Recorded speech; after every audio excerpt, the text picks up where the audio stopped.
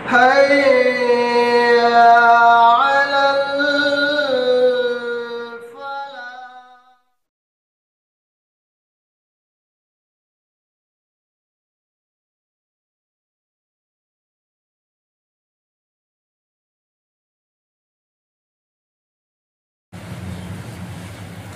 الحمد لله رب العالمين، والصلاة والسلام على سيد المرسلين وعلى آله وصحبه أجمعين، أما بعد. أعوذ بالله من الشيطان الرجيم. بسم الله الرحمن الرحيم. تبارك الذي بيده الملك وهو على كل شيء قدير، الذي خلق الموت والحياة ليبلوكم أيكم أحسن عملا، وهو العزيز الغفور، الذي خلق 7 سماوات طباقا، ما ترى في خلق الرحمن من تفاوت، فارجع البصر هل ترى من فطور، ثم ارجع البصر كرتين ينقلب إليك البصر خاسئا وهو حسير.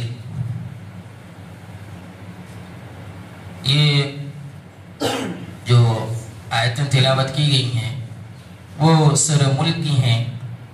سورہ ملک جو ہے وہ مکی سورت ہے، اور اس سورت کی اہمیت و فضیلت کے بارے میں حدیث کے اندر آتا ہے کہ اللہ کے نبی صلی اللہ علیہ وسلم کا یہ معمول رہا ہے، اور جب تک آپ صلی اللہ علیہ وسلم اس دنیا کے اندر رہے تب تک جب بھی آپ اپنے بستر پر جاتے رات کے وقت تو اللہ کے نبی صلی اللہ علیہ وسلم یہ سورت پڑھ کر کے اس کے بعد سوتے تھے. اس کے علاوہ الف لام میم سجدہ جو 21ویں پارے میں ہے اس کو بھی اللہ کے نبی صلی اللہ علیہ وسلم تلاوت کرتے تھے.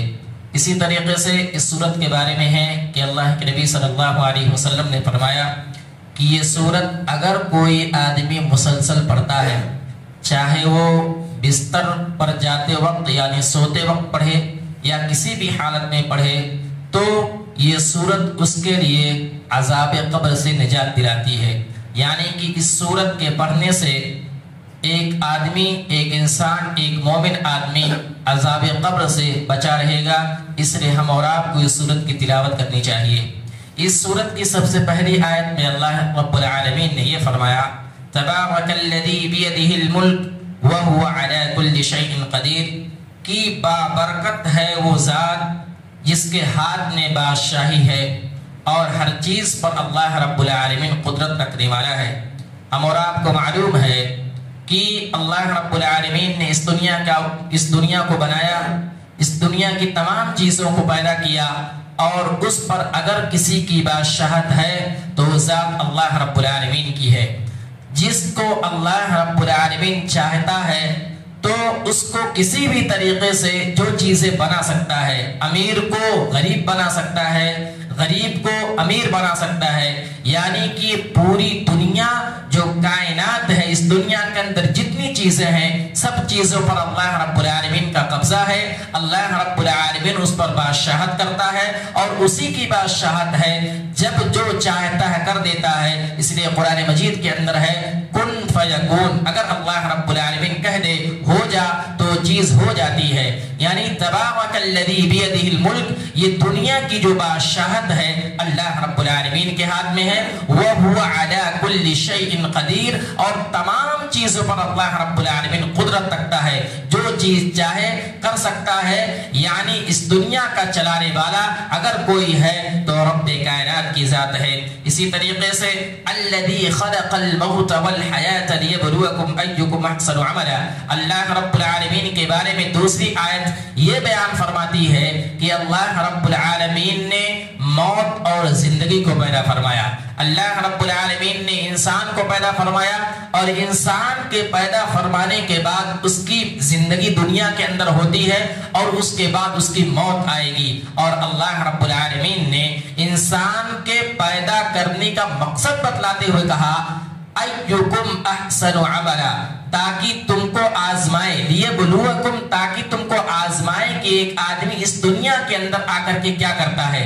اللہ رب العالمین نے اس کو زندگی دی ہے، اللہ رب العالمین نے اس کو دنیا میں پیدا کیا ہے، تو ایک آدمی اس دنیا میں آ کر کے کیا کرتا ہے لیبلوکم، تاکہ وہ تم کو آزمائے ایکم احسن عملا، کہ تم میں سب سے بہترین کون ہے. کس اعتبار سے؟ عمل کے اعتبار سے.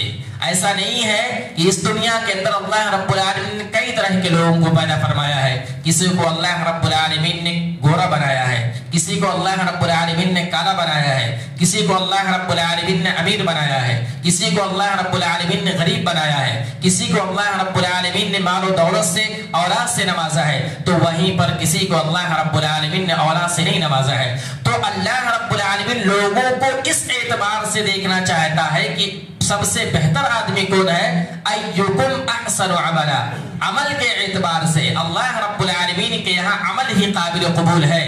اللہ رب العالمین کی بارگاہ میں اگر کوئی آدمی متقی ہے, پرہیزگار ہے, زیادہ ڈرنے والا ہے, اللہ رب العالمین سے خوف کھانے والا ہے, وہی اللہ رب العالمین کی نظر میں برگزیدہ ہے, وہی اللہ رب العالمین کی نظر میں برتر ہے, وہی اللہ رب العالمین کی نظر میں بہتر ہے. تو اللہ رب العالمین نے انسان کو پیدا فرمانے کا مقصد بیان فرمایا, الذی خلق الموت والحیات لیبلوکم ایکم احسن عملا, کہ تم میں عمل کے اعتبار سے سب سے بہترین آدمی کون ہے. اور اگر ہم دوسری جگہ دیکھتے ہیں قرآن مجید کے اندر ایک اور مقام پر ہے, وما خلقت الجن والانس الا لیعبدون, اللہ رب العالمین نے انسانوں اور جنات کو پیدا فرمانے کا مقصد بیان فرمایا کہ میں نے دنیا کے اندر انسانوں اور جنات کو کیوں پیدا فرمایا, وما خلقت الجن والانس الا لیعبدون, تاکہ وہ لوگ اس دنیا میں آ کر کے میری عبادت کریں.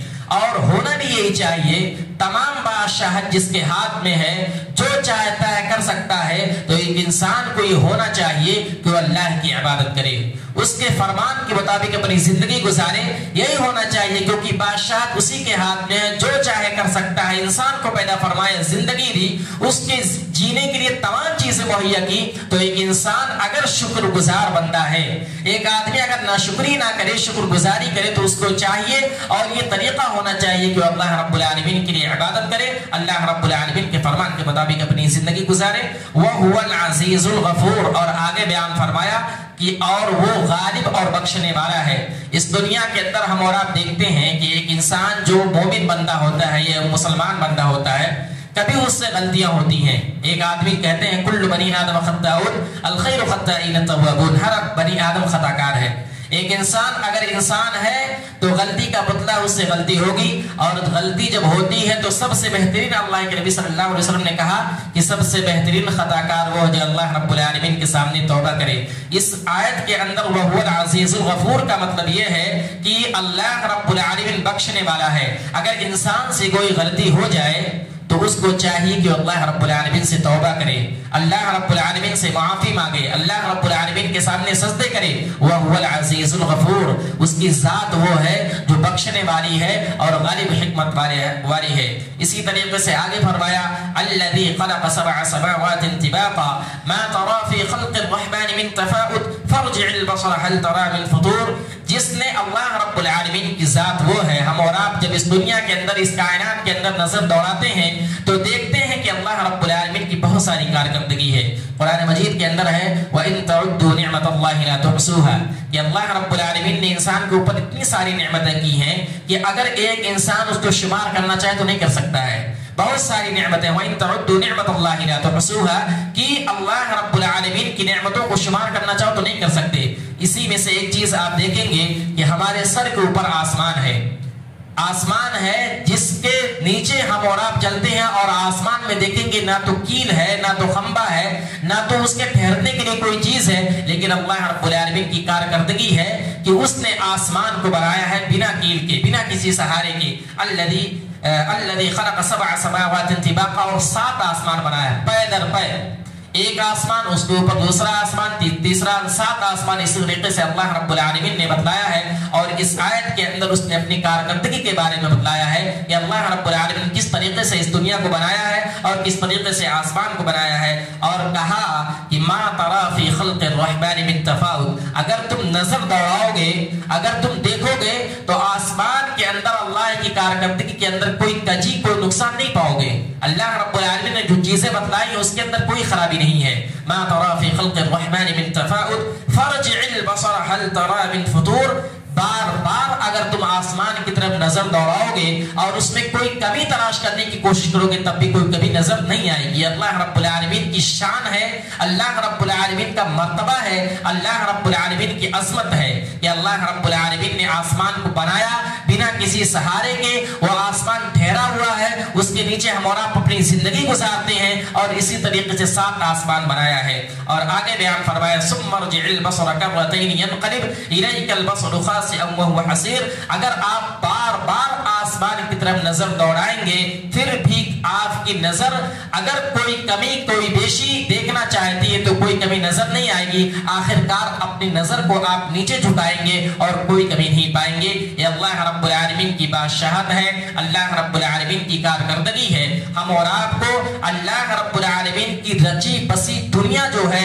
उसके अंदर अपनी नजरों से देखना चाहिए, अल्लाह की आयतों को पढ़ना चाहिए और इबरत हासिल करना चाहिए किस तरीके से अल्लाह रब्बुल आलमीन की जात तमाम चीजों को पैदा की है और उस पर बादशाहत करती है। आखिर में अल्लाह रब्बुल आलमीन से दुआ है कि अल्लाह रब्बुल आलमीन तो हमें कुरान पढ़ने, सुनने, समझने और उस पर अमल करने की तौफीक अता फरमा।